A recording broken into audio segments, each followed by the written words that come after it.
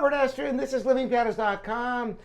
Today is one of the most important subjects, which is why you must revisit the score of your music periodically. It's so important you cannot even believe it. You know, for example, scholars, religious scholars, for example, go back to the gospel again and again and again because they're living a certain type of life and they want to reinforce the scripture. Well, as a musician, you must do the same thing with your music. It's vital to being able to keep something fresh and to learn something on a deeper and deeper level. Now, there are a couple of examples of this that I can give you. One is you learn a piece, you have it down. You can play it perfectly. And you play it again and again and again. You play it all these times. Well, think about, in grade school when you played the game telephone, where you have a message and you whisper it in the person next to you, their ear. They whisper it in the ear of the person next to them and go around the room. At the end of the room, you have a whole different message. Well, if you play your piece over again and again and again, eventually you could end up with a whole different piece if you never go back to the original. Little tiny things will change. Not only that, but if you're playing a sophisticated piece of music, then there are so many nuances of phrasing and expression, exactly where a slur ends, where a crescendo starts, where a retard starts and ends.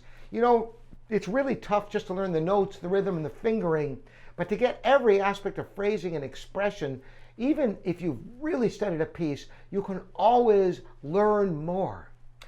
Another example, this is going to be a tough one for younger people to even relate to because we now have perfect digital reproductions of everything. But in the olden days, not that long ago, tape recording, I grew up with tape. I owned recording studios that were tape-based studios, analog tape. And if you had a cassette tape or a reel-to-reel tape and you made a copy, the copy was always just not quite as good as the original because it wasn't replicating it the way digital technology does. It was actually just re-recording it. And if you recorded a tape of a tape of a tape, you get to that third generation and it was noisy, it was distorted, you could hear fluctuations of pitch referred to as wow and flutter, all sorts of artifacts that you didn't notice in the original recording. And the only way to get a really first-class recording was to go back to the original master tapes. That's why you see, for example, on CDs and other digital recordings, remastered. What does that mean?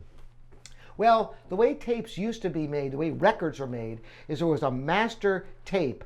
Let's say it was a band, there'd be a multi-track tape. Let's see, the standard was 24-track. It started with 4-track, then 8-track. And that master tape would be mixed down to stereo tape. And then a copy of that stereo tape would be sent to the record company. So it's already third generation by the time the record company had it.